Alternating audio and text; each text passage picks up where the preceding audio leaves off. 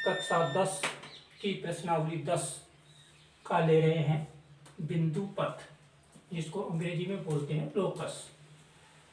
प्रिय विद्यार्थियों, ये प्रश्नावली विद्यार्थियों को काफ़ी मुश्किल लगती है, परंतु आज हम इस तरह से आपको बताने का प्रयास करेंगे कि बिल्कुल आसानी से आपको यह बिंदु पथ समझ में आए।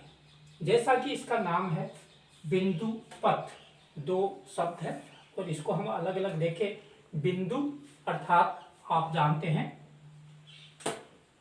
डॉट या ये बिंदु। पथ का मतलब है रास्ता, अर्थात बिंदुओं के गुजरने का जो रास्ता है उसको बिंदु पथ कहा जाता है। अब इस बिंदु पथ की हम परिभाषा यूं समझ सकते हैं,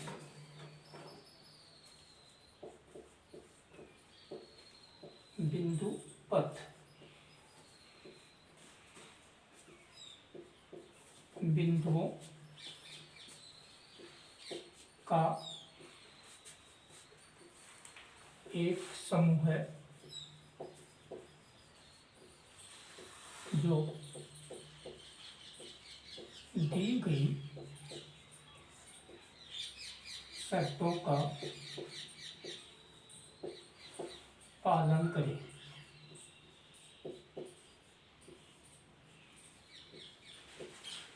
इसे हम बिंदु पथ कहेंगे।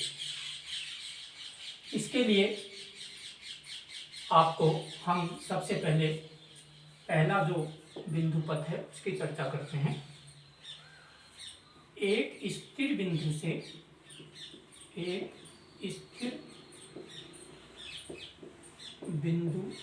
से समदूरस्थ बिंदुओं का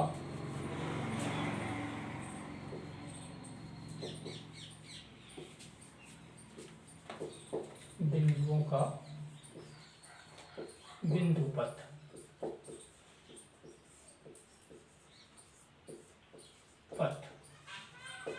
इसके लिए देखिए, हम लेते हैं एक बिंदु, ये आपका एक बिंदु है। अब समदूरस्थ, इससे हम एक निश्चित दूरी पर एक बिंदु अंकित कर लेते हैं। जैसे 5 सेंटीमीटर पर लिया, यहीं से 5 सेंटीमीटर पर इधर लिया, 5 सेंटीमीटर पर यहाँ, 5 सेंटीमीटर पर यहाँ, और इस तरह से हम एक निश्चित दूरी पर अनंत बिंदु यहाँ अंकित करते हैं। तो आप देख रहे हैं कि ये इन बिंदुओं के गुजरने का एक रास्ता है जिसको हम बिंदु पथ कहेंगे। तो आप देख रहे हैं ये जो आपका स्थिर बिंदु O था, इससे जो ये समदूरस्थ बिंदु हैं उनसे आपका एक वृत्त बनता है, अर्थात एक स्थिर बिंदु से समदूरस्थ बिंदुओं का बिंदु पथ एक वृत्त होता है। तो आशा है आप लोगों को ये बात समझ में आ गई होगी कि एक स्थिर बिंदु से समदूरस्थ बिंदुओं का बिंदु पथ एक वृत्त होता है। अब लेते हैं हम दूसरी बात, जिसके अनुसार एक सरल रेखा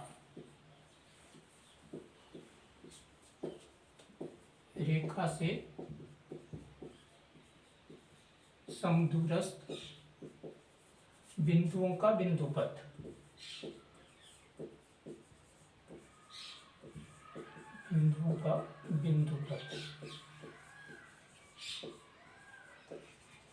इसको समझने के लिए एक सरल रेखा, ये हमने एक सरल रेखा L ली है और इससे हम एक बिंदु 5 सेंटीमीटर पर अंकित कर लेते हैं।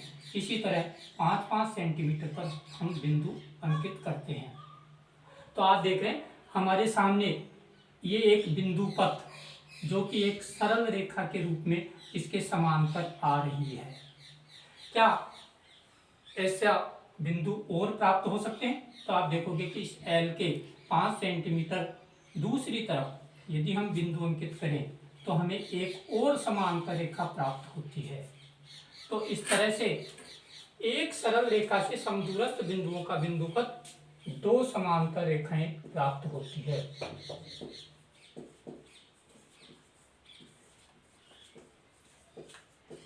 रेखाएं। यहाँ L समांतर M समांतर N है। तो एक सरल रेखा से समदूरस्थ बिंदुओं का बिंदु पर दो समांतर रेखाएं होती है। अब हम इसके अगले बिंदु पर, अगले पॉइंट पर चर्चा करते हैं, और वो है यदि हमारे पास दो समांतर रेखाएं हैं,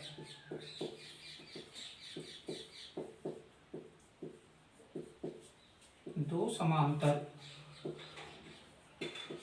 रेखाओं से समदूरस्थ बिंदुओं का बिंदुपथ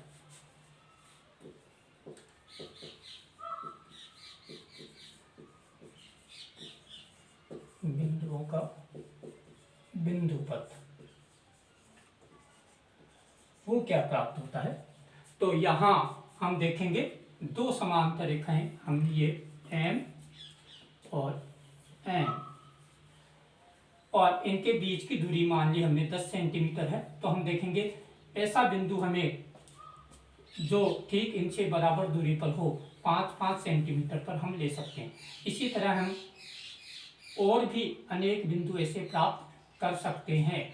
तो इन दोनों बिंदुओं से समदूरस्थ बिंदुओं का ये बिंदुपथ प्राप्त हो रहा है, जो कि इन दोनों समांतर रेखाओं के बीच में एक सरल रेखा आ रही है।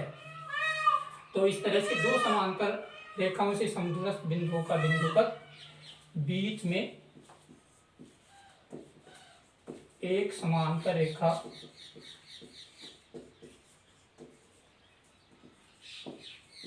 प्राप्त होती है। तो आज हमने 3 चीजें सीखी हैं, जिसमें पहली थी एक बिंदु से समदूरस्थ बिंदुओं का बिंदुपथ। तो एक निश्चित बिंदु से समदूरस्थ बिंदुओं का बिंदुपथ एक वृत्त होता है। दूसरा हमने देखा था एक समांतर रेखा से समदूरस्थ बिंदुओं का बिंदुपथ, इसके दोनों तरफ दो समांतर रेखाएं होती है। और तीसरा हमने देखा दो समांतर रेखाओं से समदूरस्थ बिंदुओं का बिंदुपथ जो है आपका, इनके बीच में दो समांतर रेखाओं से समदूरस्थ बिंदुओं का बिंदुपथ, इनके बीच में बनने वाला रेखाखंड होता है। आज के वीडियो में इतना ही। कल हम चर्चा करेंगे दो बिंदुओं से समदूरस्थ बिंदुओं का बिंदुपथ और दो प्रतिच्छेदी रेखाओं से समदूरस्थ बिंदुओं का बिंदुपथ। तब तक धन्यवाद।